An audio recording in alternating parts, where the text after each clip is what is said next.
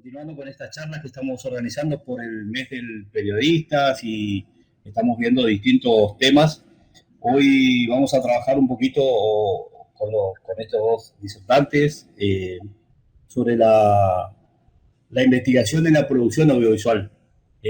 Vamos a estar con la licenciada Virginia Romero, que es egresada nuestra de la carrera, ya hace unos cuantos años, y también se dedica de que egresó, digamos, es alguien que participa mucho en la cuestión de la producción audiovisual. Y con el licenciado Quiñones, que también por ahí no es un practicante del audiovisual, digamos, pero es alguien que le gusta mucho el audiovisual y siempre está ahí participando de distintas cosas, talleres, cursos, tiene trípode, tiene cámara, todo, digamos, pero por ahí no se anima, todavía creo que no se anima a salir con la cámara así solo. Pero bueno, ahí en algún momento le va a salir eso.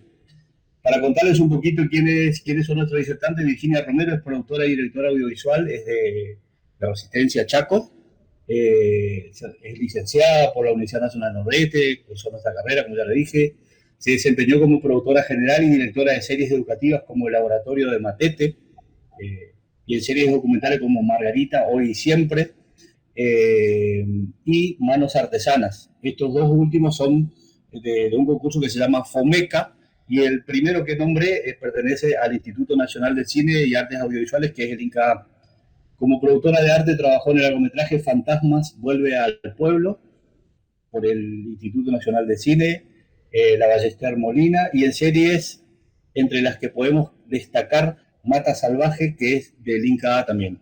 Actualmente se encuentra desarrollando como productora el proyecto de largometraje Cuando llueva tendrás un río, ganador de la edición número 11 del concurso Raimundo Glacier, que es seleccionado en el Latin American Focus en el marco del Festival de Málaga 2019 y participante de Bolivia Lab 2019. En este momento está dirigiendo un programa educativo del Ministerio de Educación, Ciencia y Tecnología de la provincia del Chaco, Prendete a L, que se emite por Chaco TV. Además trabaja como productora general y de contenidos en el área audiovisual de la Universidad Nacional del Nordeste. Carlos Manuel Quiñones es licenciado en Comunicación Social, egresado de la UNE, cursó la maestría en Ciencias Sociales de la Universidad Nacional de Quilmes, profesor adjunto ordinario del Departamento de Comunicación Social de la Facultad de Humanidades desde 2013, de la Cátedra de Investigación, profesor adjunto interino en la Tecnicatura de Diseño, Imagen, Sonido y Multimedia, el FADIC, desde 2018, es gerente editorial de la Universidad Nacional del Nordeste desde septiembre de 2014 y hasta la fecha. Fue director del Departamento de Comunicación Social, fue director de nuestra carrera, y fue secretario de Asuntos Estudiantiles en la carrera de teniente rectorado desde 2005 hasta 2010. Y actualmente se encuentra en asesoría de comunicación a distintas empresas y algunos medios de comunicación. Bueno, le vamos a pasar la posta a los disertantes, al profesor Quiñones. Ahí. Bueno, buenas tardes. Muchas gracias por la invitación a Darío. Darío es una persona con la que arrancamos allá por el año 1992 en la vieja escuelita, esta aventura de la comunicación social. Así que pasamos por las etapas de estudiante y ahora, bueno, convivimos como docente en el ámbito del departamento. Así que, bueno, es un honor la invitación. Y también es un orgullo para mí compartir este espacio con Virginia, más cariñosamente Vichy, porque fue mi alumna y es una joven realizadora, profesional, con una larga trayectoria ya, siendo tan joven, y bueno, para mí es muy, muy importante que ella esté participando, y sobre todo porque por la temática que hoy vamos a abarcar, ella es la especialista. Yo simplemente voy a hacer una breve introducción porque me parece que, sobre todo para los chicos de la materia de audio, me parece que va a ser muchísimo más interesante lo que ella aporte. Yo voy a referirme en primer lugar al audiovisual. trazando una historia así muy, muy breve y después referirme a la relación que tiene el audiovisual con la investigación, ¿cierto? Muy brevemente para después darle paso a Vichy, que ella es la que tiene más experiencia en esto. Nosotros, bueno, Darío lo mencionó, ahí lo pongo como anécdota. Nosotros hicimos, me acuerdo, el primer audiovisual en el año 94 en Super VHS, allá por la prehistoria del audiovisual en la región. Y bueno, y esa fue mi experiencia más destacada, así que imagínense. Pero bueno, me encanta el cine, me encanta el audiovisual, estoy todo el tiempo mirando series, así que bueno, soy uno más acá en este espacio. Bueno, en primer lugar, tenemos que tener claro que el audiovisual es una industria cultural, ¿no es cierto? Así como lo definieron en la primera mitad del siglo XX los teóricos de la Escuela de Frankfurt, principalmente Theodor Adorno y Max Horkheimer.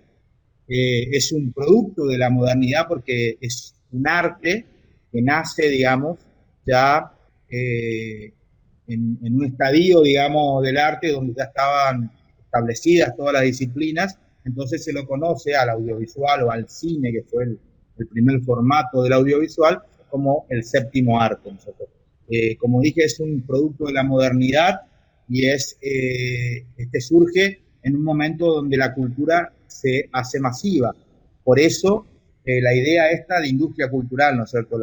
Cuando Adorno y Horkheimer acuñaron este concepto, era el momento en que el cine de Hollywood explotaba, ¿no es cierto?, como industria en los años 20, en los años 30, y era un producto de la cultura masiva. ¿Y por qué industria, no es cierto? Porque es un arte que se reproduce en serie, ¿no es cierto?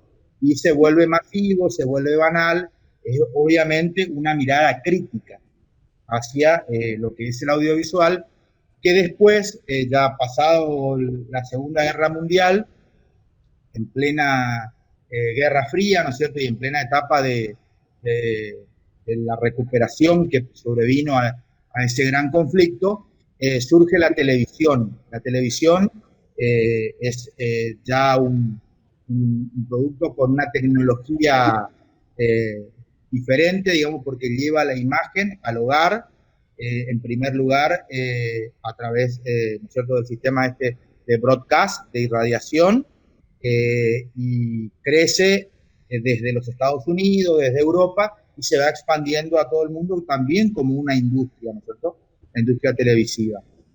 Y ya llegamos después a la etapa, digamos, de los años 90, ya cuando surgen los diferentes formatos, ¿no es cierto?, digitales, empieza este proceso, ¿no es cierto?, de la convergencia digital, y empiezan a surgir diferentes pantallas, como, ¿no es cierto?, conocemos hoy. Pasamos, ¿no es cierto?, en primer lugar del cine, de la televisión, a la pantalla de la computadora, que en un principio eran pantallas, digamos, escasas, porque tener una computadora allá por los años, fines de los 70, principios de los 80, era un objeto muy oneroso, y después este objeto, ¿no es cierto?, se vuelve masivo ya a partir de los 90, y con la llegada de la red de redes, que es Internet, ¿no es cierto?, se populariza el formato de pantallas, y con el surgimiento, ¿no es cierto?, de otros dispositivos, como más ya a finales del siglo XX y principios del siglo XXI, la llegada de los celulares inteligentes, los televisores de pantalla plana, de las diferentes tecnologías que fueron innovando, las tablets. Entonces, es un producto, ¿no es cierto?, que siempre utilizó, digamos, la pantalla bidimensional como un objeto para, digamos, emitir un contenido, ¿no? Ya en nuestra etapa, digamos, de este siglo, ya sabemos que se está innovando, ¿no es cierto?, con imágenes tridimensionales, con un montón de producciones ya con tecnologías nuevas que exceden la pantalla bidimensional, pero bueno, que no son objeto de esta charla. Lo que yo quería señalar ahora es que fuera, digamos, de lo que es industria cultural y de lo que es producto de consumo masivo, dentro de esa cultura masiva en el sistema capitalista, eh, el cine también tuvo un espacio en la cultura popular, en la cultura de resistencia. Nosotros podemos mencionar, para dar un ejemplo, para que lo conocen acá los especialistas como Vicky y como Darío, pues el ejemplo que quiero dar es el del arte del cine de base, el grupo Cine de Liberación, de la famosa Escuela de Cine de la Universidad Nacional del Litoral, y figuras como Raimundo Gleiser, Fernando Birri, fueron cineastas, digamos, precursores del documentalismo y del cine, digamos, de denuncia social, que fue un contenido, digamos, disruptivo a lo que era la industria cultural allá por fines de los años 50 y sobre todo en los años 60 y 70 en la Argentina, ¿no? Este es un fenómeno que no se dio solamente en nuestro país, sino se dio en toda Latinoamérica en esta disputa que yo quiero, digamos, remarcar entre lo que era la homogeneización cultural, digamos, que proponía el cine y la televisión, los contenidos que venían de afuera de los Estados Unidos principalmente, eh, pero también, digamos, el cine comercial y la televisión comercial local, digamos, reproducía esos mismos contenidos frente a una mirada multicultural que proponía, digamos, el cine, la televisión y el documentalismo de base que cobró auge, ¿no es cierto?, en Latinoamérica en esos años. O sea, mencioné los casos de esto de la Argentina, pero también sucedió lo mismo en Chile, en Brasil, en Cuba, por supuesto, ¿no es cierto?, en México, en otros países, eso se fue dando paulatinamente. El documentalismo, entonces, nace, ¿no es cierto?, como un cine de resistencia, con grandes figuras en Latinoamérica, y ese modelo, digamos, se consolida, sobre todo, como dije, en los años 60 y 70, hasta el momento en que se producen, digamos, las situaciones de violencia política y social en América Latina, que se inician en el 73, ¿no es cierto?, con el derrocamiento de Salvador Allende en Chile, y después con la dictadura en la Argentina. Bueno, ya en Brasil había pasado en los años 60, después, bueno, Uruguay, Perú, todo, y bueno, Paraguay ya vivía en un esquema, digamos, dictatorial desde los años 50. Entonces, a partir de ahí el documentalismo es una forma, digamos, de resistencia y de contrahegemonía, ¿no es cierto?, a esta reacción, ¿no es cierto?, del establishment y las élites conservadoras. Pasado, digamos, esa etapa, y sobre todo en la Argentina, a partir del 83, ya con la finalización de la dictadura cívico-militar, resurge, ¿no es cierto?, el cine como arte, y es muy destacable lo que ocurrió en la Argentina con esa famosa apertura o primavera democrática de los años 80, donde resurge con mucha fuerza el cine testimonial y también su correlato televisivo, ¿no es cierto? El cine testimonial que buscaba denunciar todos los crímenes, ¿no es cierto?, que se produjeron en las etapas oscuras, ¿no? Menciono simplemente un caso particular, que es en 1986, La historia oficial, que es la película de Luis Puenzo, que tiene el Oscar a la mejor película extranjera en Los Ángeles, ¿no es cierto?, en Hollywood. Y bueno, esta película, bueno, es la primera que pone en el tapete la cuestión de la apropiación ilegal de niños, ¿no es cierto?, nacidos en cautiverio en la dictadura cívico-militar argentina.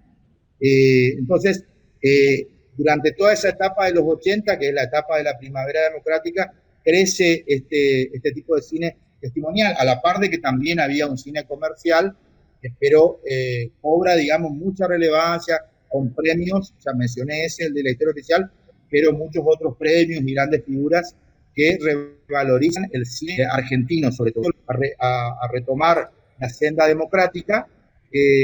También ocurre ese fenómeno, digamos, de que vuelve a crecer el audiovisual, ¿no es cierto?, como una forma, digamos, de transmitir historia, construir memoria y, bueno, y denunciar también, ¿por qué no?, muchas cuestiones irresueltas que la democracia por sí sola, digamos, no resuelve, ¿no?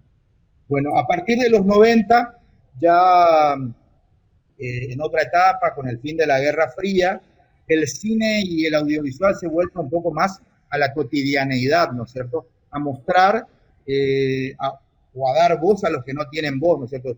Recuerdo en este caso un gran hito que es para el cine argentino, inclusive le dio nombre a una corriente en el cine argentino que se dio en llamar justamente nuevo cine argentino, que es la película Pisa, Birra y Faso, que en el año 98 tiene un gran éxito a través de contar la historia simplemente de unos marginados en una gran metrópoli latinoamericana como es Buenos Aires, ¿no es cierto? Una película cruda, sencilla, de bajo presupuesto, que logra un impacto descomunal. A partir de ahí, entonces, el cine de denuncia y el documentalismo se vuelve también a mirar, a mostrar esas contradicciones, ¿no es cierto?, de nuestros países democráticos, de las desigualdades que persistían, de las idas y venidas políticas, ¿no es cierto?, estos movimientos pendulares de apertura, digamos, democrática y de introducción de políticas neoliberales. Y ya en el nuevo siglo, estas temáticas se vuelven más diversas, se agregan otras temáticas, sobre todo la cuestión de las minorías, ¿no es cierto?, la cuestión de las migraciones, la cuestión de los marginales, de los excluidos, la cuestión de género, obviamente, ¿cierto? Ya logra, digamos, un impacto significativo, y ya con una mirada intercultural, incluso se revaloriza y se pone también a consideración como contenido el tema de los pueblos originarios, sobre todo en países como la Argentina, ¿no es cierto?, que por mucho tiempo desde el Estado se negó, digamos, la existencia y la vitalidad de la cultura de los pueblos originarios. Entonces, esto es, en definitiva, un poco para resumir brevemente la cuestión, digamos, del audiovisual. Ahora, para ir cerrando mi parte, me voy a referir a la cuestión de la relación del audiovisual en cuanto a la investigación, ¿no es cierto? Mi materia, en particular, en la carrera de investigación en comunicación social, y por razones obvias, porque vivimos en una era de la imagen, ya desde hace un buen tiempo, ¿no es cierto? Yo diría que ya no podemos decir solamente era de la imagen, porque la imagen parece que uno se refiere a algo estático, ¿no es cierto?, sino vivimos en la era de las pantallas, ¿no?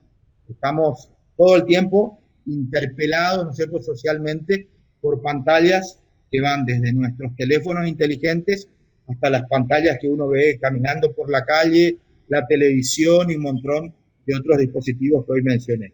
Entonces, dentro de esa mirada, de esa perspectiva, tenemos dos formas, digamos, de analizar el audiovisual desde el punto de vista de la investigación. En primer lugar, y creo que no es lo que vamos a ver acá, pero me parece importante mencionar, es la investigación del audiovisual como contenido, ¿cierto? En los congresos de comunicación, de arte, de sociología y en general todas las ciencias sociales, inclusive de las ciencias humanas también, porque en historia también ya hay toda una corriente, y ahí, bueno, no voy a decir ninguna barbaridad porque hay una historiadora escuchando, pero hay toda una corriente, ¿no es cierto?, de estudios de contenido, digamos, o de producción, digamos.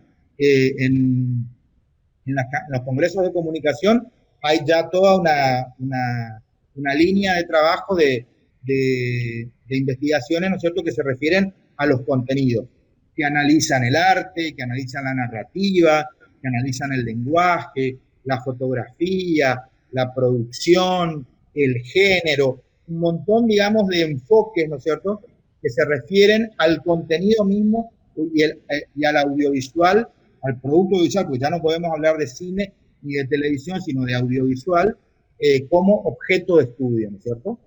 Esa es una mirada que podemos desarrollar respecto al audiovisual. Pero lo que nos interesa acá, y bueno, cuando charlábamos con Darío y cuando charlábamos con Vichy respecto a la propuesta de esta charla, nos interesa más el audiovisual como producción, ¿no es cierto? Porque bueno, ustedes, la mayoría de los chicos acá de Audio 2, están, perdón, elaborando sus proyectos, ¿no es cierto?, de trabajo práctico de documental para la segunda mitad del año. Y bueno, y acá tenemos que analizar dentro, digamos, de la propuesta, tenemos que tener en cuenta, quiero decir, que dentro del plan de la carrera y sobre todo al momento del trabajo final, hay toda una línea de trabajo que es la producción comunicacional.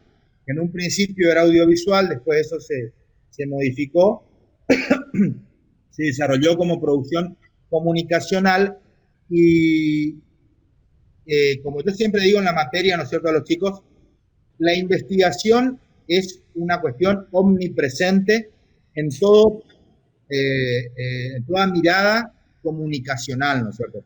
Desde la mirada de la investigación científica en el sentido estricto, o aplicando la investigación social en el sentido estricto, hasta lo que uno desarrolla en un ensayo, que puede ser un ensayo académico, un ensayo periodístico, o en las otras dos modalidades de mayor apertura, digamos, donde se puede desarrollar los trabajos en forma grupal, que son la intervención en comunicación social y la producción comunicacional. Nosotros nos vamos a detener quizás en la producción comunicacional, y ahí la investigación está centrada, ¿no es cierto?, en las fuentes que a nosotros nos permiten construir, ¿no es cierto?, la historia que queremos contar a partir de esa producción comunicacional, que puede tener testimonios, que puede tener antecedentes, ¿no es cierto? Testimonios son generalmente personas vivas o por ahí material de archivo que podemos reconstruir. Los antes son temáticas, ¿no es cierto?, alrededor del tema o de la obra que queremos desarrollar, y también, ¿por qué no?, un estado del arte. Porque nosotros en la producción comunicacional, cualquier tema que desarrollamos, seguramente hay otros realizadores, comunicadores, audiovisualistas, cineastas que en algún punto se acercaron, ¿no es cierto?, a la propuesta que nosotros queremos desarrollar. Entonces, lo que yo quiero, para cerrar, señalar, y bueno, le doy paso a Vichy, es que el audiovisual tiene un proceso de investigación que debe ser muy riguroso, que debe tener fuentes realmente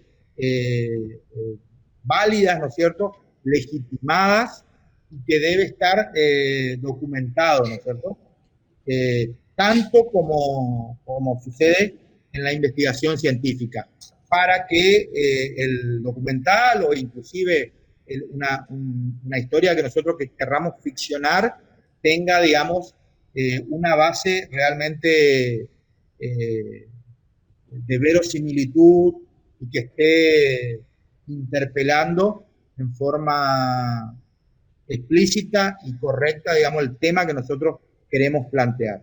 Eso simplemente quería mencionar, no sé si me fui de tiempo, pero bueno, ahora me parece que es más interesante escuchar lo que nos va a contar Vichy de todo el trabajo que ella viene desarrollando en este sentido.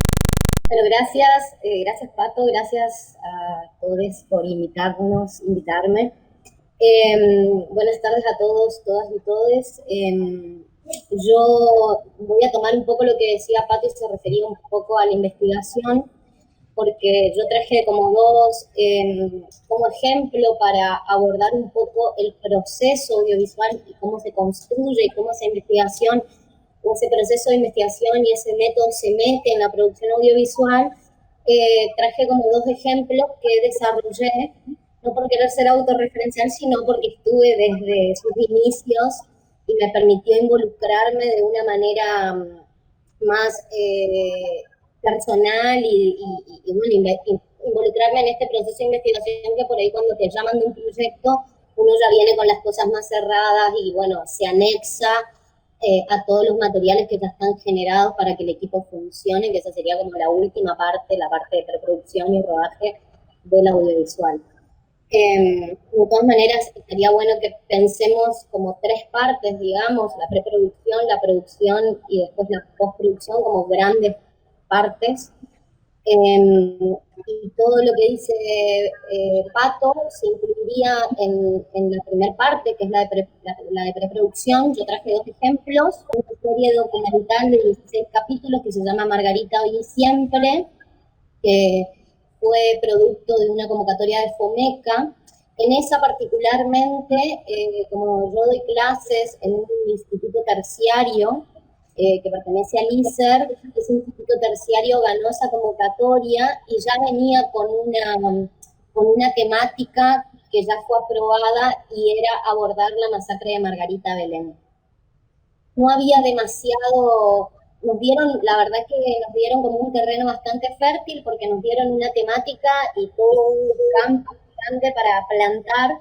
Entonces nosotras, yo ahí trabajé con Marina Barreto, que también es profesora, es audiovisualista y profesora en la Facultad de Artes, y con Fernando Cataño, que es director de fotografía. Los 3 damos clases en ese lugar y bueno, nos dieron el proyecto para que lo ejecutemos. Entonces, me pareció interesante traer ese porque es un abordaje histórico y porque nos vino devenido el tema, digamos.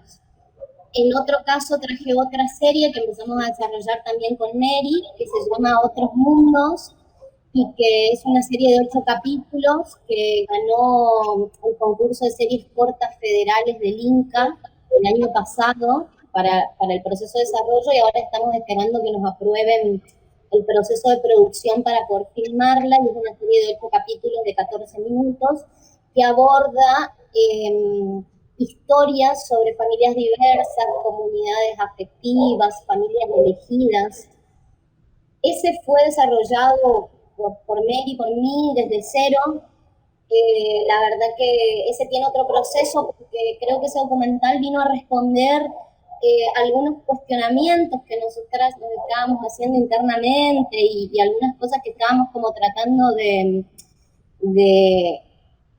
desmenuzar desde nuestros lugares más individuales y darle por ahí una explicación a todas estas cuestiones que tienen que ver con la conformación de la familia tradicional y también nosotras muy puestas ahí por los caminos y las decisiones y los deseos que decidimos tomar en la vida. Entonces, un poco esa es muy de autor, nos dijeron, como es una serie de autor, nos dijeron que tendría que haber sido documental, pero fue serie documental.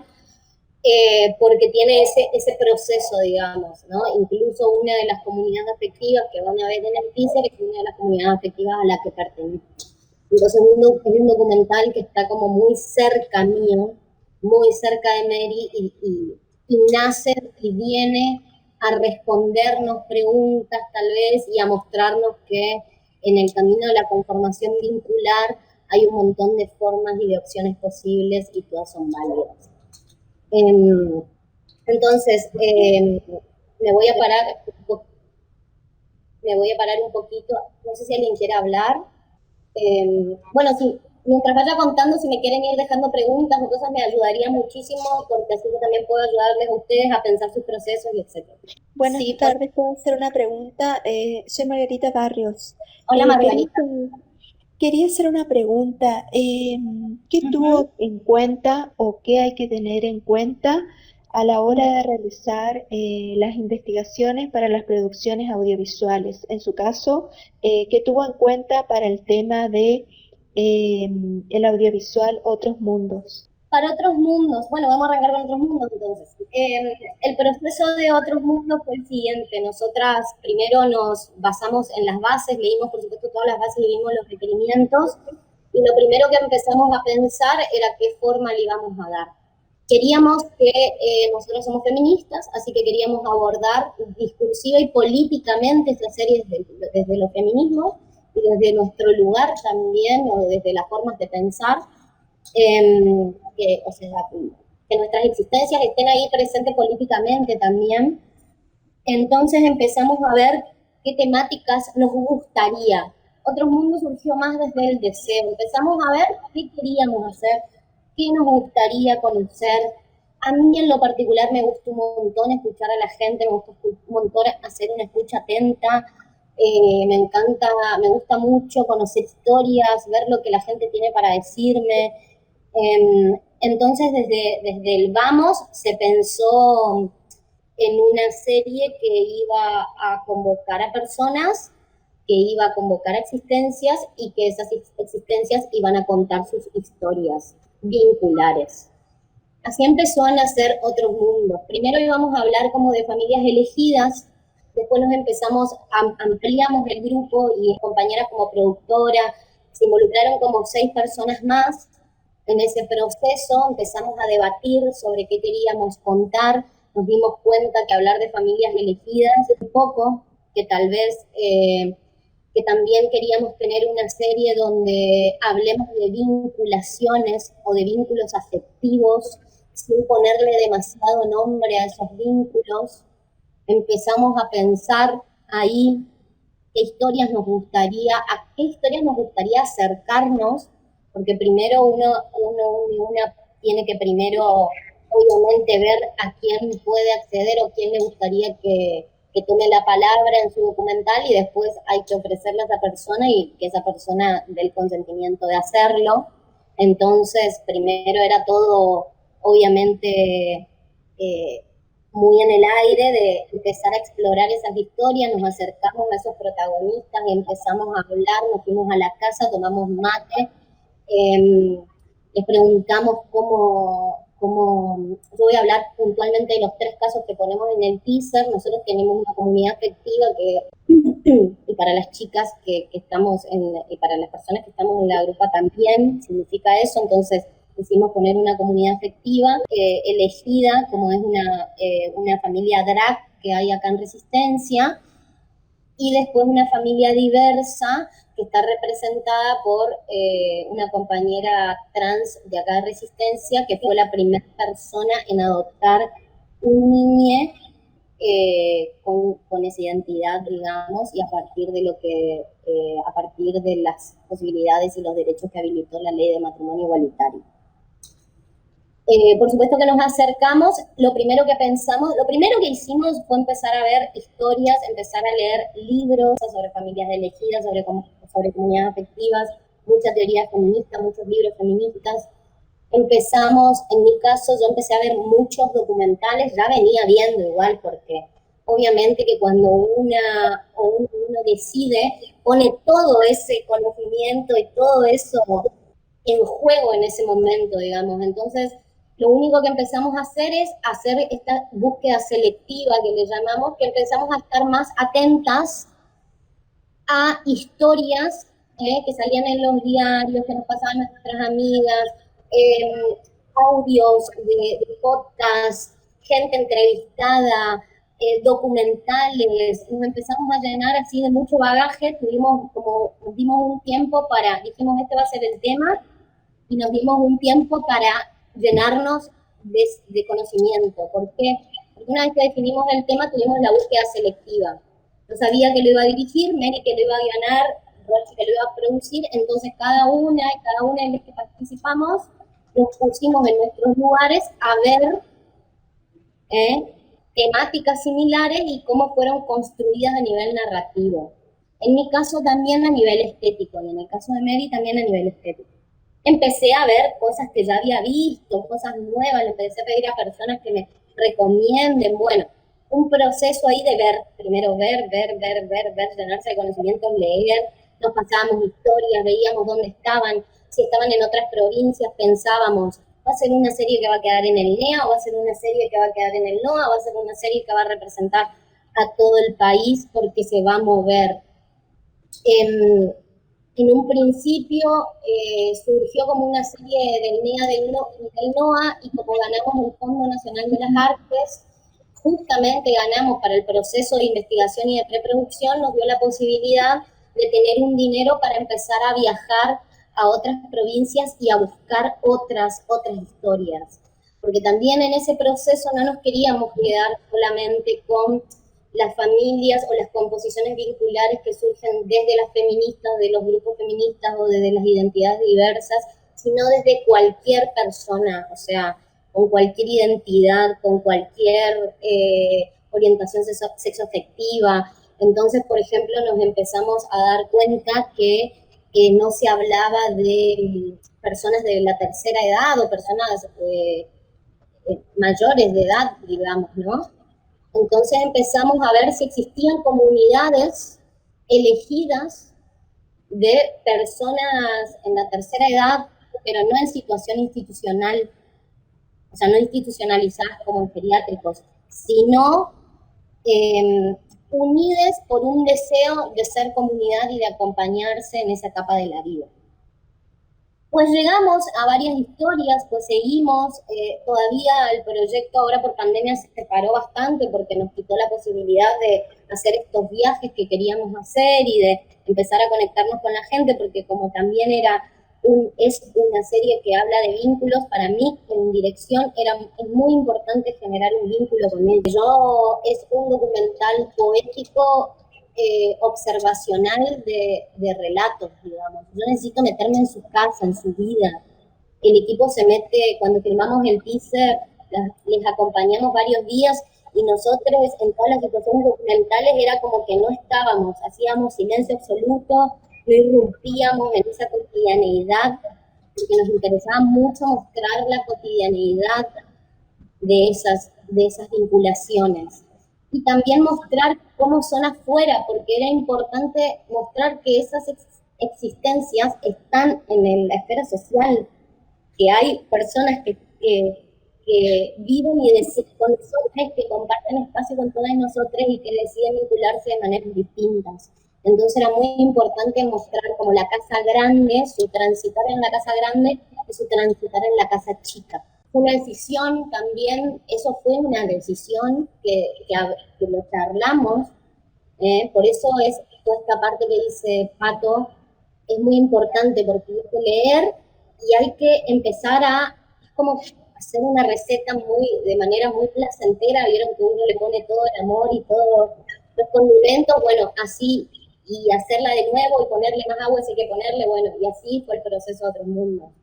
Lo pusimos en debate muchas veces, lo hablamos con otras compañeras, lo debatimos ahí, queríamos ser como muy respetuosas y muy amorosas con la postura y la mirada que propongamos, porque de eso se trataba, no es una serie que se trate de cuestionar, sino de mostrar que hay otras posibilidades.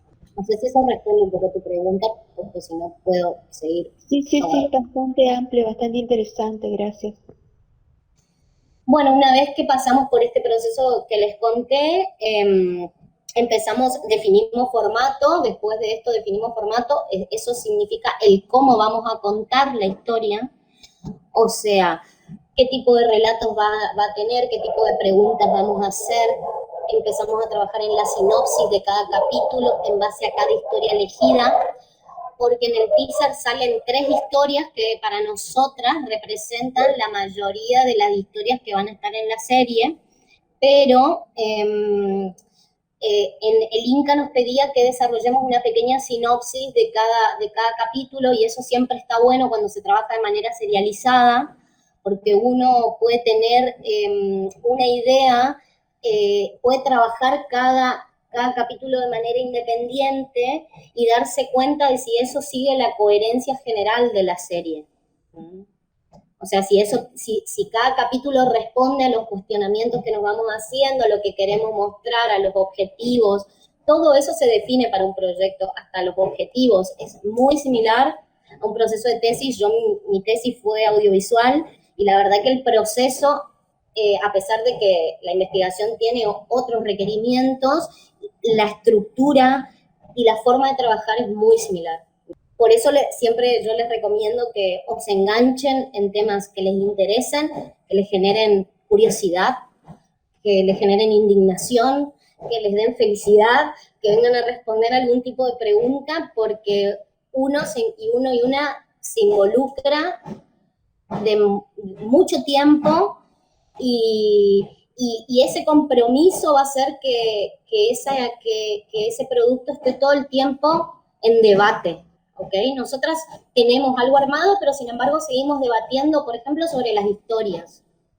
Porque nos llegan historias o nos dicen qué les parece esta historia o este tipo de vinculación, o me parece que está faltando tal, o me parece que esto no estamos viendo. Entonces es un proceso vivo el documental.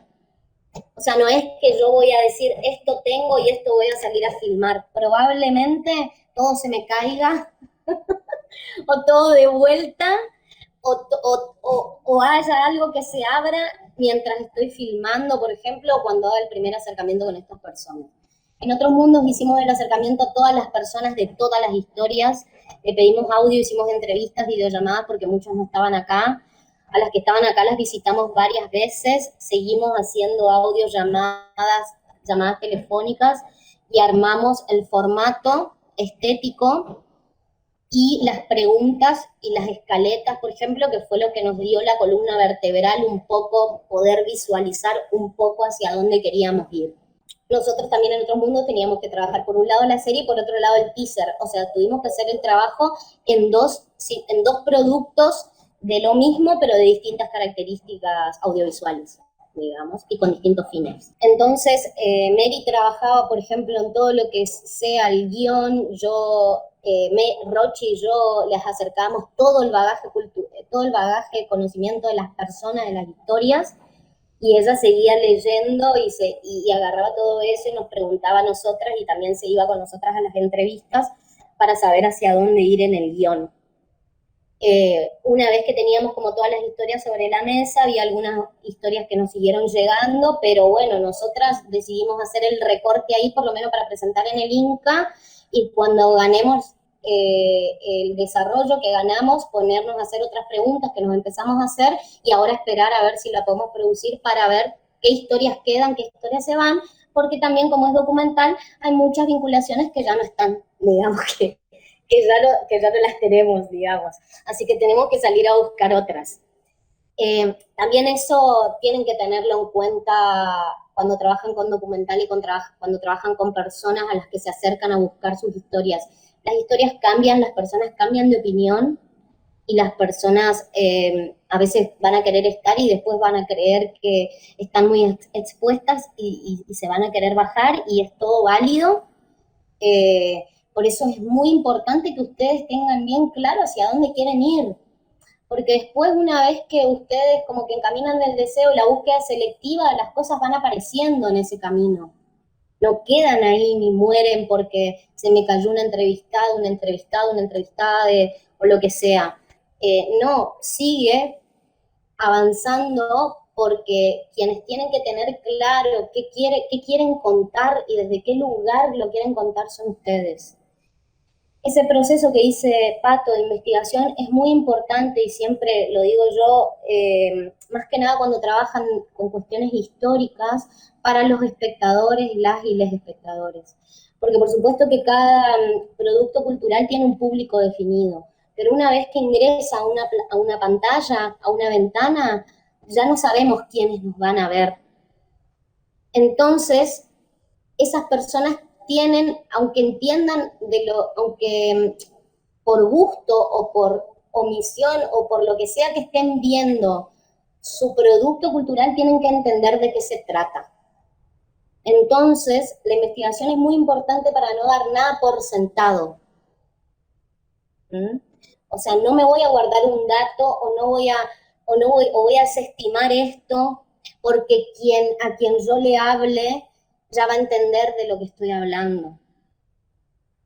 Es mejor siempre ser claro, y ahí también entra un poco el tema que decía Pato, la responsabilidad de informar. También hay que leer, mirar, escuchar, porque hay que ser muy responsable con lo que uno dice, más cuando habla de cuestiones históricas, también cuando se mete en las historias de las personas.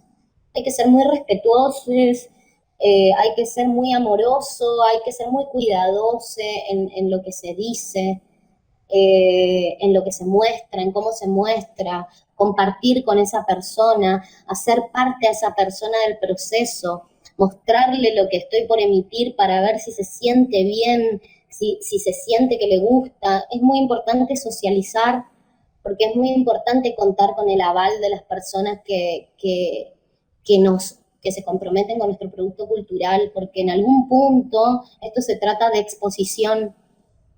Y es muy importante eso, por eso es muy importante que ustedes tengan toda la información necesaria para que cuando lo trabajen, lo filmen, lo piensen, exista ese compromiso y esa responsabilidad al poner un producto cultural eh, al aire en cualquier formato y en cualquier plataforma, digamos, y en cualquier ventana. Por ejemplo, con Margarita, como les contaba, el proceso fue distinto. Nos dijeron así, usted, quiero que hagamos una serie sobre la masacre de Margarita Belén. Teníamos 16 capítulos, 24 minutos para hablar de la masacre de Margarita Belén. Era un montón. Entonces empezamos a pensar qué queríamos contar de Margarita Belén.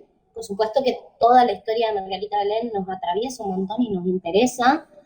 A mí en lo particular todo lo que tenga que ver con los derechos humanos y los derechos de las mujeres, las identidades, derechos humanos de mujeres e identidades, me interesa muchísimo. Me llama mucho la atención, me abre mis ganas de conocer, no sé, me despierta todo, un montón de sensaciones hermosas, meterme en esos temas, digamos, que también me atraviesan, por supuesto. ¿Le puedo hacer una pregunta? Sí, por supuesto. ¿Cuáles fueron las limitaciones en el caso de la masacre de Margarita Belén para conectarse con las fuentes?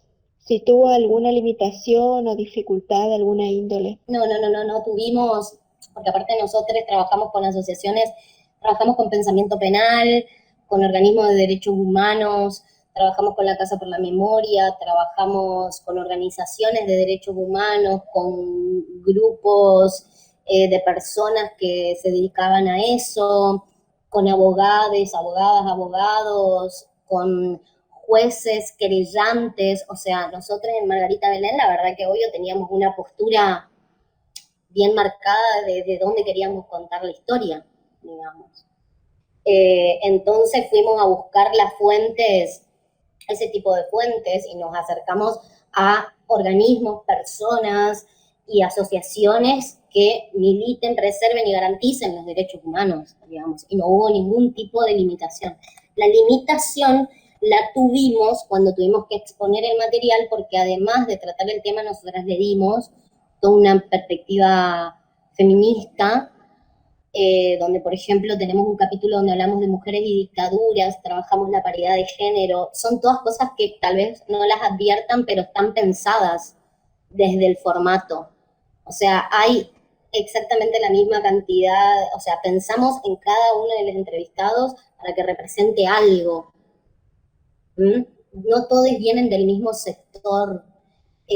O sea, está todo pensado esa selección. Yo, por ejemplo, me acerqué a los entrevistados y en un momento original, primero que quedaron creo que 12 o 16 personas en toda la serie, que eran las 16 personas que dialogaban como en toda la serie, y para esa selección yo me junté con aproximadamente 60 personas a charlar, digamos. hablar de distintos lugares, me contaban sus historias, me mostraban cosas, fue durísimo el proceso, porque nos entrevistamos con expreses políticos, con personas que tienen a sus familiares desaparecidos, con abogados querellantes, con fiscales por parte de la querella, con hijes de desaparecidos, con un montón de personas con personas que participaron, que fueron, o sea, parte de organizaciones que estuvieron presos y sufrieron torturas y fueron, o sea, fue durísimo el proceso, realmente fue muy duro por el lugar en donde nos metimos, y porque esto nosotras, al menos con Mary, decidimos trabajar desde esos lugares. Primero, establecer un vínculo. Se dice que antes se decía que el documentalista tenía que mantener como una distancia. Pues en nosotras no. Sí, por ahí una distancia sí, no sé cuál es la distancia que decían que había que mantener, pero nosotras no podemos mantener mucho esa distancia porque creo que los documentales también hablan de una postura política, vienen como esto, a responder cuestionamientos personales, a denunciar, pero si vos denunciás es porque no estás de acuerdo con algo que está sucediendo. Entonces, bueno, las limitaciones no las tuvimos en el proceso de creación, no las tuvimos en el proceso de rodaje, las tuvimos en el proceso de presentar el material, pero bueno, ahí muy astutamente trabajamos tingui, con el discurso y seguimos manteniendo nuestro objetivo. Eso, de todas maneras, nos llevó una demora de 2 meses, porque hay muchos capítulos que los tuvimos que volver a reformular y no nos queríamos correr mucho de lo que habíamos planteado. Entonces buscamos la forma de negociar con las personas que nos estaban dando ese lugar. Y negociamos y salió bien y ellos estuvieron conformes y nosotros también. Ese proceso fue así, se pensó un formato, como les digo, el objetivo era hablar de la masacre, pero por sobre todas las cosas, sobre las prácticas autoritarias, y lo que tiene la serie es que se va a las dictaduras, a la época de la dictadura cívico-militar, y siempre y constantemente esa historia dialoga con el presente. Y todo el tiempo estamos viendo cómo esas prácticas nefastas en una época persecutoria, de muerte, de tortura, todo, que se manifestó de esa manera en ese momento histórico, cómo esas prácticas se fueron reformulando, cambiando de forma y se siguen reproduciendo, digamos, de alguna manera. Entonces lo que queríamos mostrar era eso, y también por eso pusimos a dialogar ese pasado con este presente, y por ejemplo los ejemplos que se traen en la serie son actuales, o sea, se hablaba, por ejemplo, de la persecución política en ese momento y se habla de las nuevas formas de persecución política, por ejemplo, con las organizaciones, por ejemplo, con los colectivos o con las organizaciones no partidarias, digamos, ¿no? Cómo cobrar forma, bueno, ese era el objetivo, o sea, mostrar cómo esas prácticas se siguen reproduciendo en democracia. ¿Otra pregunta le puedo hacer? Sí. ¿Cómo fue la percepción de las otras culturas en el exterior con respecto a su documental? No tengo idea, la verdad. No tengo idea porque todo lo de Fomeca se sube a YouTube, y nosotras obviamente le entregamos ese material a la asociación con la que estábamos trabajando y ellos se encargaron de viralizarlo y bueno, no tengo idea, no tengo idea, digamos.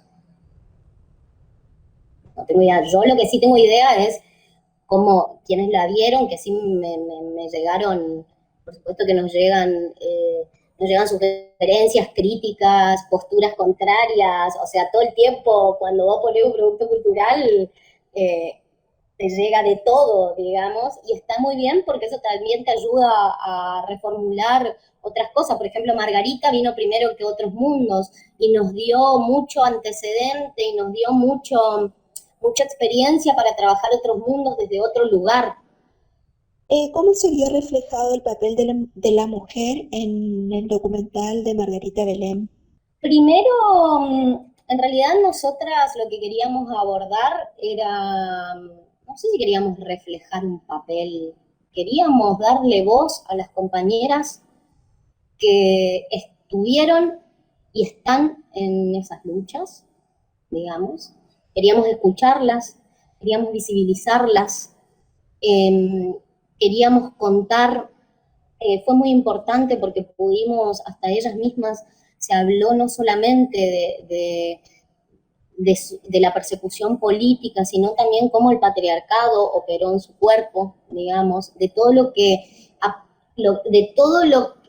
la condena que tuvieron, no solo por ser militantes políticas, sino por ser mujeres, y el aleccionamiento que hubo por ser mujeres. Porque acá en Chaco pasó una situación muy copada en el juicio de lesa humanidad de la causa Caballero 2, donde con la irrupción del colectivo feminista y de mirar a los derechos humanos o a los juicios de lesa humanidad con una perspectiva de género, se logró que se condene a la violación no solamente como un hecho de tortura, y un delito de lesa humanidad, sino también penarla como delito sexual. Entonces, por ejemplo, muchos de los partícipes, de los dictadores o de los partícipes necesarios para que esa dictadura cívico-militar se lleve adelante, no fueron penados exclusivamente por violación, por ejemplo. Y eso, por ejemplo, se logró meter en la sentencia porque se entiende que a la mujer no solamente se la estaba condenando por salir a militar políticamente, por un mundo distinto, por tener ideas distintas, por pertenecer, por ser parte de la otredad política, sino por abandonar su mandato como mujer. Entonces había un aleccionamiento muy fuerte que se ejecutaba de manera sexual y que iba específicamente dirigido hacia los cuerpos de las mujeres y de las identidades sexuales. Por esa disrupción, se considera un doble aleccionamiento. Por intentar por ser parte de la otredad, por pensar de manera distinta y también por salir de la casa, por maternar de otra manera, por decidir no gestar y maternar, por decidir ser guerrillera. Por eso se las condenó, digamos. Y eso es lo que quisimos mostrar. Y en cuanto a la selección de entrevistadas, queríamos una visibilidad igualitaria entre mujeres, identidades y varones cis. Y desde ahí se construyó.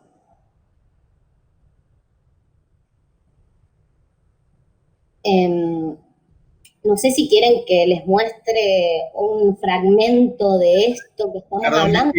Perdón, Michi, que te iba a recordar, estaría bueno mostrar lo que estás proponiendo y estás relatando, ¿no? Podemos mirarlo hasta el minuto 5 para que vean un poco de qué va, porque como es un teaser expositivo, dura 10 minutos, es un montón.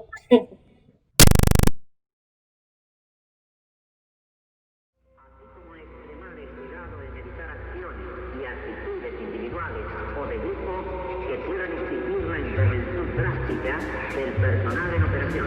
Firmado Jorge Rafael Minera, teniente general, comandante general del ejército.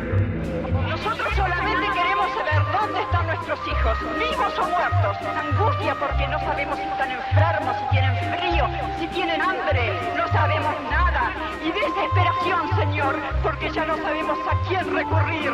Pero nunca seas desaparecido, no puedes dar ningún tratamiento especial, es un incómodo.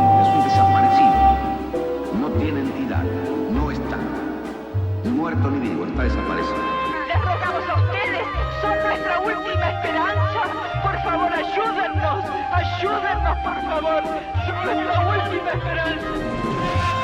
Buenos Aires,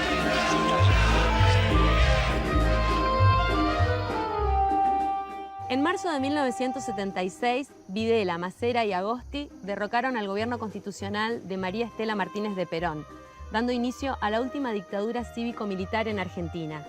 Un ciclo de muerte, persecución y ajuste económico que se replicó en los distintos gobiernos de facto de toda América Latina. Comunicado número 1 de la Junta Militar. Comunica a la población que a partir de la fecha el país se encuentra bajo el control operacional de la Junta Militar.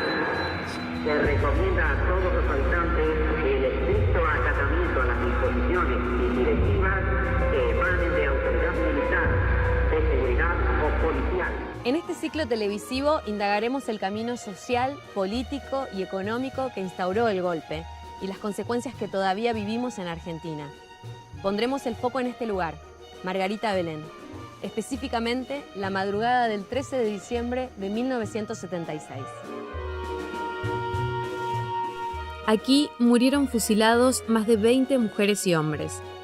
La versión oficial dijo que fue durante un intento de fuga, en un traslado de rutina.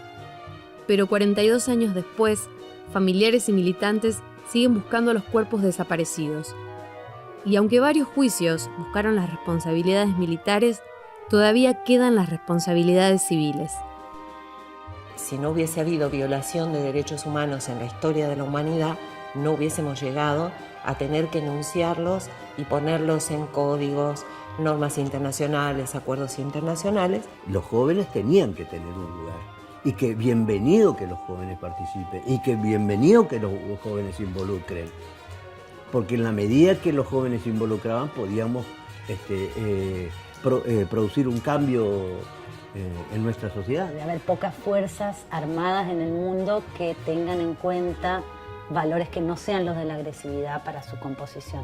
La familia es la base de eso, ¿sí? Una base liberal y consolidada en la edad moderna, digamos. Ser hijo de un desaparecido por ahí implica tener preguntas o que constantemente surjan preguntas.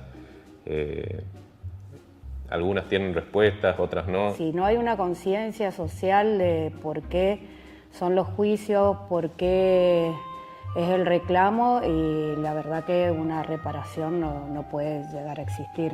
A todos nos afecta, porque no podemos contar una historia completa, nos faltan elementos, nos falta gente. Si nosotros no efectivizamos las políticas públicas de memoria, verdad y justicia, no podemos exigir en la democracia la ruptura de la impunidad. Para tener una mirada crítica sobre nuestra actualidad, debemos repensar la historia. Así como la identidad individual se construye a partir de los relatos familiares, la identidad colectiva se teje con los relatos sobre el pasado.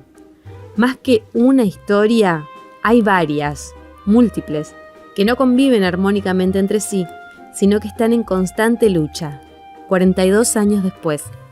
Para evitar que se reproduzca Margarita Belén, tenemos que mantener viva la memoria de las generaciones posteriores. Así como nos acordamos quién descubrió América, tenemos que acordarnos quién mató a nuestro amigo. Dentro de este plan sistemático estaba estos dos elementos, este plus novedoso, entre comillas, que tuvieron las Fuerzas Armadas: la desaparición de personas y la apropiación de bebés. Sí, o sea, ¿será que puedo hacer una pregunta antes? Sí, podés, por supuesto. Quería saber qué lo llevó a hacer la mayoría de las tomas cada vez que relatan algo los participantes del documental. ¿Qué lo llevó a hacer la toma de primerísimo primer plano? En realidad el documental tiene varias tomas, digamos. Tenemos la general y tenemos los primerísimos primeros planos, digamos, ¿no? Como era un teaser y la idea era mostrar a estas personas y darle como peso desde las existencias, decidimos que todos aparezcan en ese primerísimo primer plano. Pero en la serie usamos 3 planos, digamos. O sea, uno más general, un plano medio, un primerísimo primer plano que también se utilizó.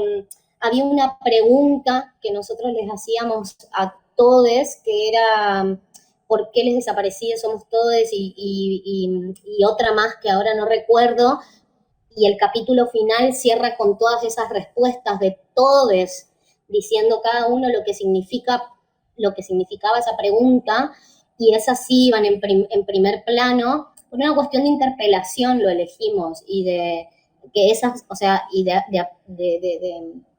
mostrar que lo están diciendo ellos desde esos lugares, y la fuerza también que tiene el primer plano, ¿no? Lo usamos en el teaser con esa finalidad, pero en la vamos y venimos, porque también es un poco presupuesto.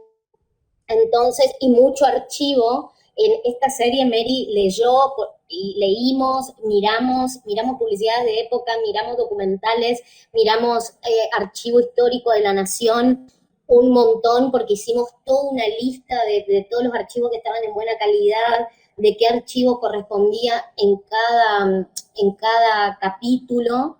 Entonces, tenía imágenes. Lo que trabajamos más fue, fuera de todos los archivos, era a la conductora en lugares referenciales a cada capítulo. Cada capítulo, a su vez, la conductora está en un lugar que indica de alguna manera espacial la temática a la que nos vamos a referir.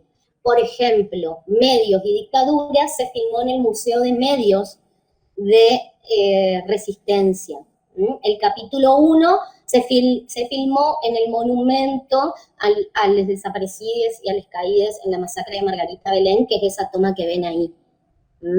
Pero no teníamos mucho dinero para producir a mayor escala, entonces tuvimos que jugar mucho con el material de archivo que había. Eso nos llevó a revisionar 3 meses materiales de archivo, publicidades, todo, porque en un capítulo se habla de la publicidad de la época y del papel de los medios de comunicación, y en otro se habla cómo se construye la memoria desde los medios hoy.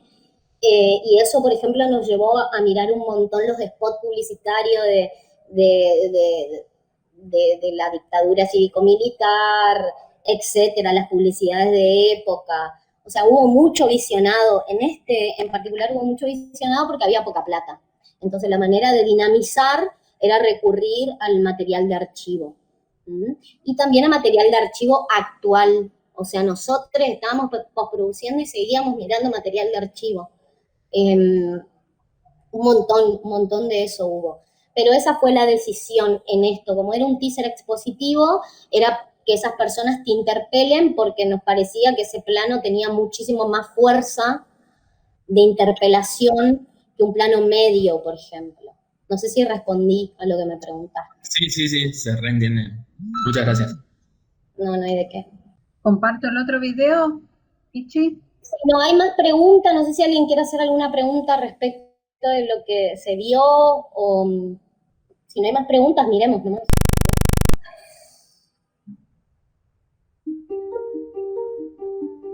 Y bueno, yo llegué a la grupa cuando estaba cursando la diplomatura de género.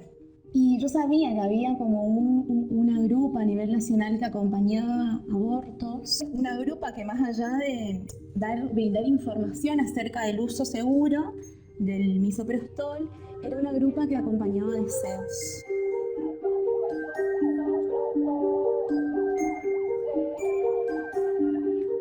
Nosotras estamos como muy acostumbradas a decidir cuando nos apura el desamparo. Y ese desamparo muchas veces es decisión de muerte, ¿no? Es necesario poder hablar de vínculos afectivos. Creo que me acompaño con las socorristas, que también son mis amigas.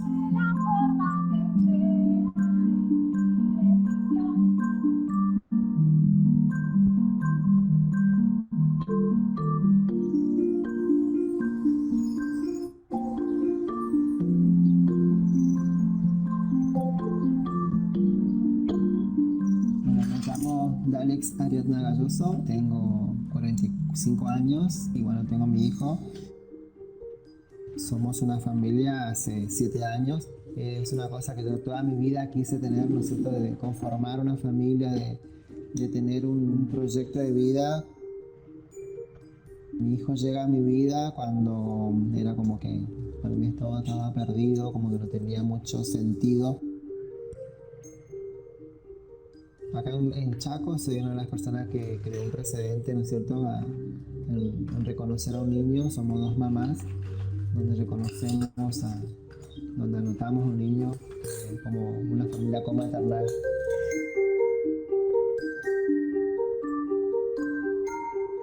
Que puedo comenzar con Fénix es mi drag interno, me da la fortaleza en sí, me enseña cómo tengo que ser. Se siente fuerte, se siente feliz, seguro de sí mismo. Ezequiel es un chico gay que aparte que convive con su familia, así con su familia drag, y es muy, muy, muy feliz hoy en día, y que trata de reparar cosas del pasado. Mi familia drag me lo dio todo. Es muy hermoso saber que te sentís contenido, que alguien te espera, que alguien te dice que te quiere, que te abraza sinceramente. Es recibir todo lo que uno no recibió. Creo que si somos más en la lucha de hacer lo que uno realmente quiere ser, con el tiempo va a ser más fácil para otras personas que también le dan el paso a las siguientes generaciones. Porque vos sos mamá, siempre te queda. Sería imposible realizar la tarea sin amor.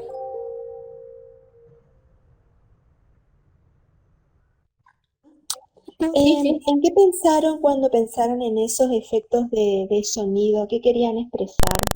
Efectos de sonido, ¿a qué te referís? ¿A la música? ¿Los tin-tin, eso? Sí, a esos. En realidad, lo que nos pasó con la música es que no teníamos plata para pagar la música. Otro Mundo se hizo con un poquito más de dinero, entonces nos permitió tener un despliegue más grande, poder trabajar con otras cámaras, tener un equipo técnico un poco más grande. En este equipo técnico se trabajó con mujeres de identidades, en su mayoría.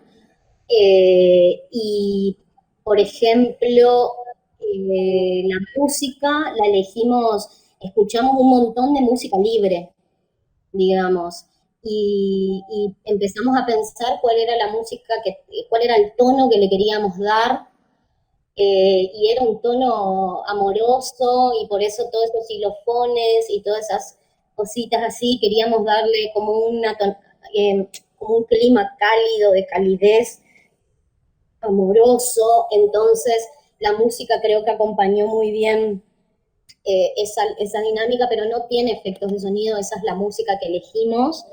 Y la verdad que fue todo un tema, porque como nosotras en la propuesta teníamos pensada diseñar música para la serie, hay un diseño sonoro exclusivo para cada capítulo que se va a trabajar con las personas que desarrollan bandas sonoras. Nos costó mucho pensar qué música iba a identificar este teaser, y bueno, cada uno otra vez salió a hacer un proceso de investigación musical. Empezamos todas a escuchar, y los temas que nos iban, por ejemplo, nos dimos cuenta que nos gustaban mucho los xilofones, los tin-tin, todo lo que tenía esa base, como que entonces empezamos a ver qué instrumentos, por ejemplo, nos acercaban al clima y al tono que le queríamos dar a la serie, y esa fue el gran descubrimiento, digamos. Yo me acuerdo que había sacado un fragmento y le digo, chicas, me parece que va por acá, sí va por ahí. Entonces una de las pibas trabajaba en ese momento en National Geographic, una cosa así, tenía un gran acceso a un montón de música libre, y nos empezó a pasar músicas con esos instrumentos, y desde de esa selección quedó esa musiquita, digamos. Pero más que nada nos fijamos en qué queríamos comunicar, digamos, en qué queríamos transmitir, y queríamos transmitir eso. Por lo menos esa fue nuestra intención. Ya lo que una interprete ya es otro tema. En la interpretación no nos podemos meter, pero la intencionalidad nuestra fue esa, digamos, desde lo musical. Otra cosa que voy a explicar en el formato de Otros Mundos, por qué decimos que tiene como una cuestión poética, porque en el medio de la serie se piensan acciones en cámara lenta que están vinculadas a la cotidianeidad, a mostrar a estas personas, a mostrar sus cabellos, a mostrar sus cuerpos, a mostrar en detalle. A mí me gusta muchísimo el detalle, digamos, me parece, me gusta mucho trabajar con detalle, me gustan mucho los primeros planos, me gustan mucho los detalles, porque me parece que tienen otra fuerza. También, por ejemplo, las imágenes de la marcha, que se trabajó mucho en contrapicado, como para dar esa fuerza a cada personaje que se eligió para que se muestre en este teaser, digamos. Tal vez no se logró ver, pero cuando la protagonista de Socorristas levanta el megáfono, pasa un pájaro que en cámara lenta, y ahí la música tenía un cri, cri, cri, cri, cri, cri, cri.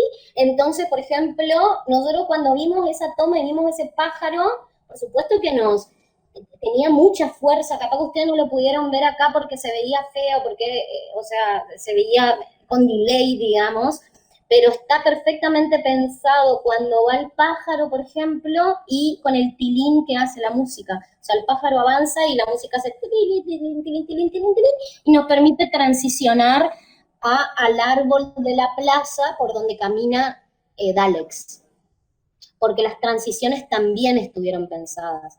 Y estas 3 imágenes finales están puestas porque en el formato se va a trabajar, el final de cada capítulo tiene como una recreación de un retrato familiar que todavía estamos viendo de qué manera lo vamos a hacer, que se trabaja con cada grupo, comunidad o familia que esté involucrada. Entonces, se hace todo un montaje, una apuesta, hay todo un presupuesto en vestuario, en arte, para hacer esa apuesta y que estos personajes sean como fotos vivas que adopten la postura y la actitud de lo que desean comunicar, que va a ir pisada con una frase que para nosotras va a ser la que va a identificar o va a cerrar ese capítulo, digamos. Por eso, por ejemplo, en el de Socorristas se nota bien que dice, no sé, y eso va a estar en cámara lenta, y siempre va a haber un objeto que se mueva. Por eso en los drags se mueven los papelitos, en Daleks se mueven las hojitas que están pegadas, y en Socorristas el movimiento lo dan las bengalas. No sé si hay alguna pregunta o algo más que me quieren contar de sus proyectos y ver qué podemos aportar desde ahí, no sé.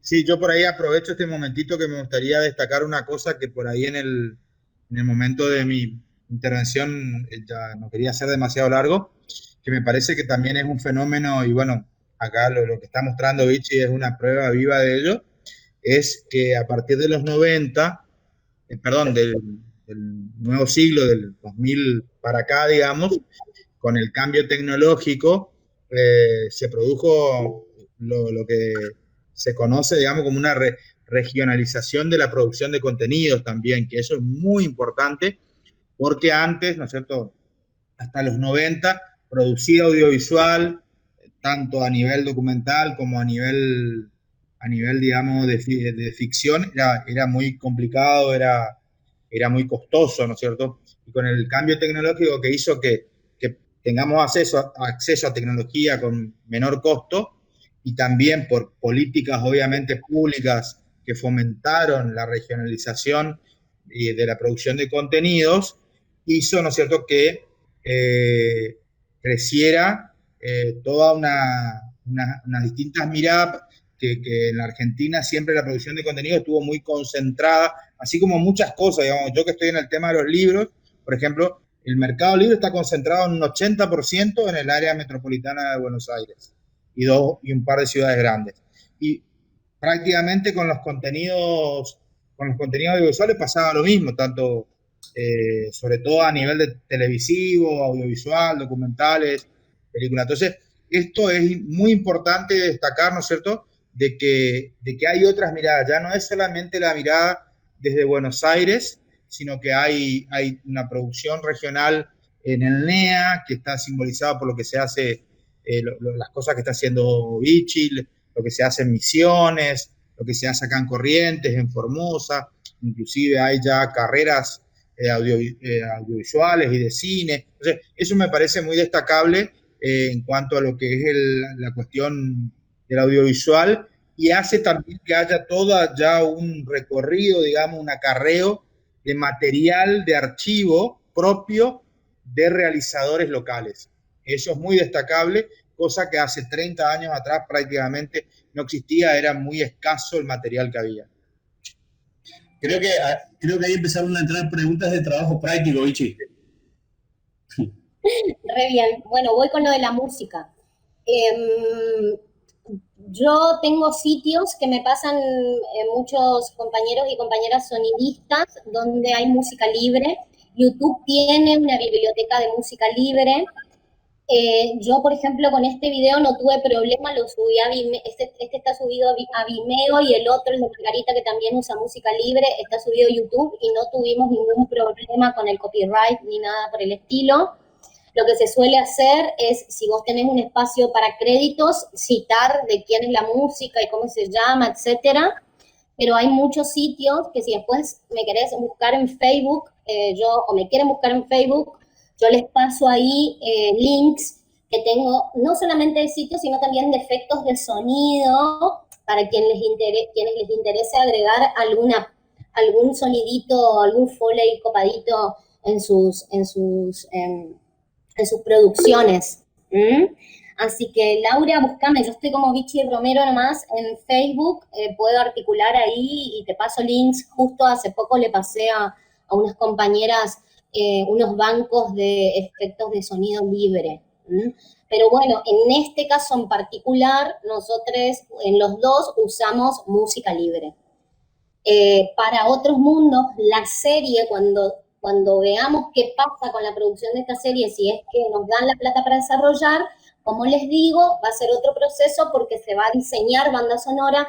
Entonces vamos a tener que ir por todo un camino legal que se hace con Satsai, se inscribe el artista, todo, se le paga, se paga el sindicato, y ahí, una vez que está efectuado todo ese trámite, se puede reproducir sin ningún problema una vez que está registrada los temas, que salen muy caros, y la inscripción del artista en Satsai, y creo que en otro, que no me acuerdo ahora el nombre de otro sindicato.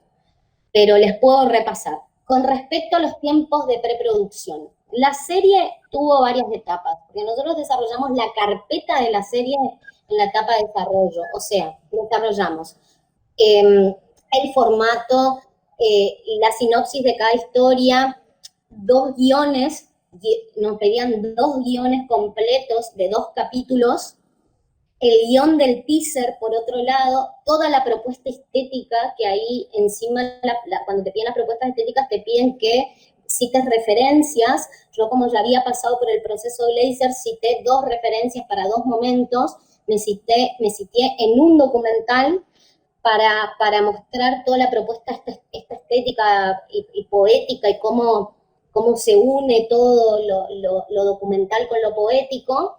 Usé un documental madre, digamos, para referenciar toda la serie, y después, para la parte final, la parte de las fotografías, busqué referentes en fotógrafos para mostrar la estética de lo que queríamos mostrar. Entonces, solamente, porque cuando vos presentás una propuesta estética, ¿qué es lo que queremos hacer? Salir y citar todo lo que vimos. O sea, como me gustó esto de este docu y estas imágenes de aquello y esta paleta de colores de esta pintura o de este cuadro, y a veces te dicen que es un exceso. Tal vez es mejor presentar una que englobe la referencia, que sea como la referencia madre. ¿Vieron esas películas que ustedes dicen, o esos documentales que dicen, así me gustaría que sea, o que tenga esta línea, o que tenga esta dinámica, o que tenga estas imágenes? Bueno, siempre cuando van a presentar, presenten con una referencia estética madre. Y después 2 o 3 secundarias que le permitan mostrar algo muy específico, que en el caso de otros mundos es la imagen o el retrato que quisimos construir, porque toda la propuesta estética está muy vinculada a lo fotográfico, tiene todo un lenguaje de fotografía, digamos, propuesto en la propuesta estética.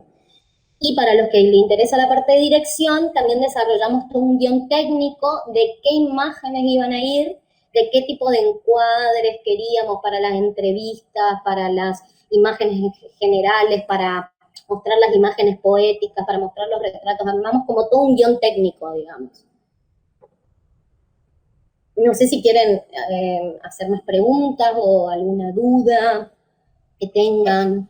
Aprovecho que Barreto te preguntó ahí, Vichy, para contarte que, creo, si no me equivoco, Barreto es de Resistencia, y canta muy lindo. Por el año pasado participó en un programa que hicieron los chicos, ahí tiene temas propios, así que por ahí, si la necesitan, está ahí, aprovechando que preguntó.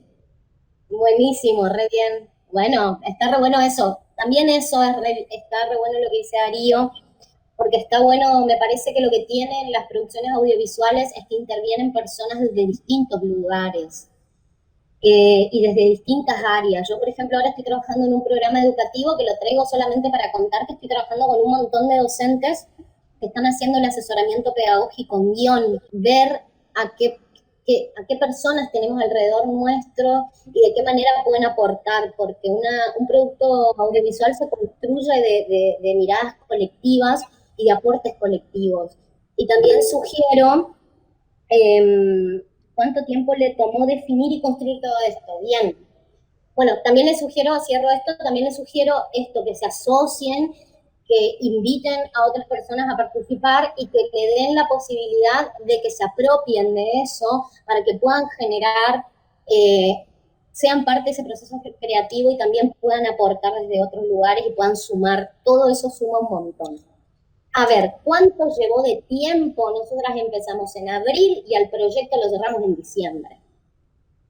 Con el teaser, no la serie. La carpeta completa de la serie, todos los materiales necesarios para el teaser y la postproducción del teaser lo teníamos que presentar en diciembre. El teaser se filmó en una semana, en 5 días hábiles, menos, 3 días, 4 días, una cosa así. Fuimos así porque teníamos mucho dinero. Después le metimos mucho en post. Pero eso fue lo que nos llevó el proceso de desarrollo con el teaser, digamos. Abril, mayo, junio, julio, agosto, septiembre, octubre, noviembre, diciembre, 9 meses. Todavía no está filmada la serie, ¿eh? O sea, Margarita, por ejemplo, nos llevó aproximadamente entre desarrollo de la idea, que tuvo mucho menos desarrollo porque no tiene una propuesta estética tan grande, ni un guión técnico, ni un montón de elementos, de herramientas que esta sí tiene, nos llevó más de un año desarrollarla, 1 año y 2 meses, por ahí terminarla. Y si fuera por mí, yo le hubiera metido 2 meses más para pulir algunas cosas, pero bueno, ya no lo podía pagar, ya no lo podíamos pagar esos 2 meses. Esos tiempos. ¿Quién le ayudó a financiar los 2 documentales? ¿Cómo lo financiaron?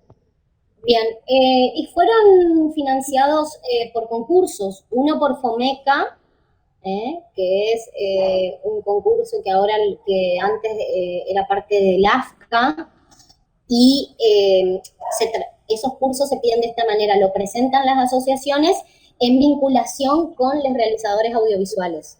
Pero quienes tienen los aportes, los fondos y quienes son titulares, digamos, representantes legales de esos proyectos son las asociaciones civiles. Esas asociaciones civiles se asocian con realizadores independientes o no, porque algunas asociaciones civiles tienen realizadores dentro de sus mismas asociaciones, pero en el caso de que no las tengan, se asocian con realizadores y las arman, digamos, las llevan adelante en conjunto, pero los representantes legales son las asociaciones civiles. En el caso del Inca, nosotras nos pudimos presentar como personas físicas, o sea que nos presentamos como Virginia Romero, Marina Barreto y Rosario Fernández Arias, y en el caso de lo que exige el Inca, la representante legal frente al Inca es Rosario, y todos los derechos de autor y todo lo demás es de Neri y mío, digamos. Y el Inca nos financió, o sea, nosotras fuimos a concurso, ganamos ese concurso, y como premio de ese concurso te daban dinero para desarrollar tu teaser y poder pasar a una segunda instancia, que es la instancia de producción, que es donde ahora se encuentra la serie.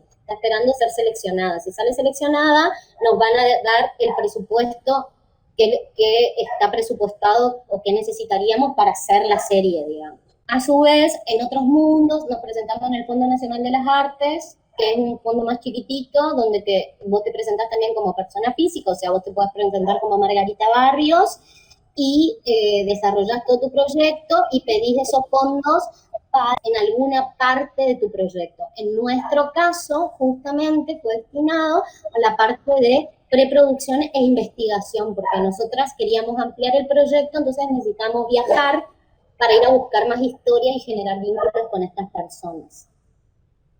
No sé si respondí tus preguntas. Sí, gracias. Bueno, si no hay más preguntas, vamos a liberar tanto al licenciado Quiñones como a Virginia, que los dos tienen ocupaciones y tienen que seguir con sus clases y tienen que seguir con otras cosas. Quiero agradecerle a los dos y no sé si quieren hacer un cierre final de la charla. Yo simplemente, muy brevemente, quiero agradecerte a vos, Darío, a la cátedra y bueno, a todos los que nos estuvieron siguiendo por el interés que demostraron, y me parece que todo este proyecto que están llevando a cabo de estas charlas es muy interesante por la diversidad de temas relacionados a la comunicación y me parece muy, muy auspicioso.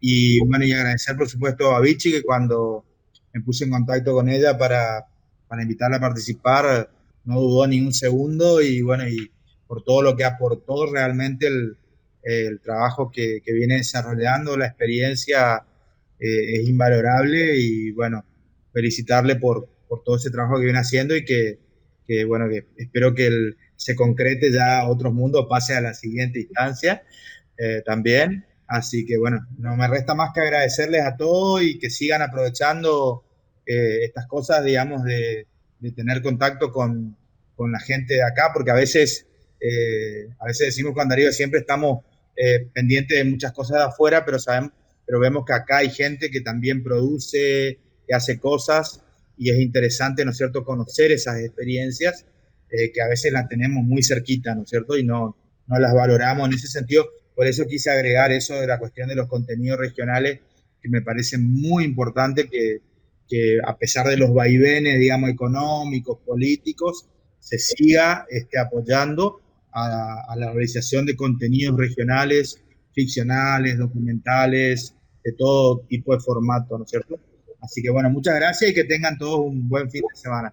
Bueno, yo por mi parte agradecerles a todos, agradecerles la invitación a Pato, a Darío, la escucha atenta también. Gracias por hacer preguntas, porque siempre es muy interesante las preguntas para que uno pueda aportar y responder cosas que por ahí yo sé que tenemos muchas dudas cuando se desarrolla un proyecto, hay muchas incógnitas, hay muchas puertas abiertas, uno no sabe por dónde agarrar. Eso pasa al iniciar el proceso y también pasa durante el proceso. Entonces, nada, si realmente les gusta hacer esto, porque yo sé que ustedes estudian comunicación y no a todos les puede gustar la realización audiovisual, pero quien les guste, entréguense al proceso porque es súper interesante, también es bastante desgastante, pero no deja de ser igual que cualquier proceso de cualquier cosa que decidimos o elegimos, tiene sus pros y tiene sus contras. También decirles que me parece muy importante que empiecen a pensar sus proyectos de manera colectiva, más cuando se los desarrolla de manera independiente. Yo les hablé de cosas que tienen dinero, pero les aseguro que hice un montón de cosas sin dinero y con mucha generosidad y solidaridad y voluntad de un montón de personas que se entregaron a acompañar y a ser parte de una idea, porque todo arranca desde ahí, desde una idea. Me parece que es muy importante siempre que quienes sumen a sus proyectos les den un espacio amoroso de escucha y de participación colectiva, porque es una construcción colectiva y no se pierdan esa parte, digamos, porque al menos a mí es la que me genera más gratitud y más felicidad. No puedo pensar en hacer audiovisual sola, no me interesa, me parece, más que no puedo pensar.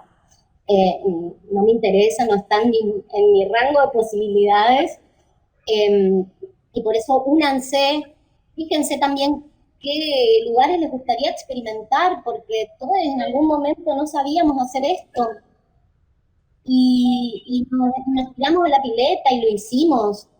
El Glazer, por ejemplo, la película, nosotras nunca habíamos presentado una ficción y nos tiramos a la película y nos tiramos a desarrollar esta película, y viajó a España, viajó a Bolivia, viajó por mercado, sigue viajando la película en desarrollo, todavía no está hecho, digamos.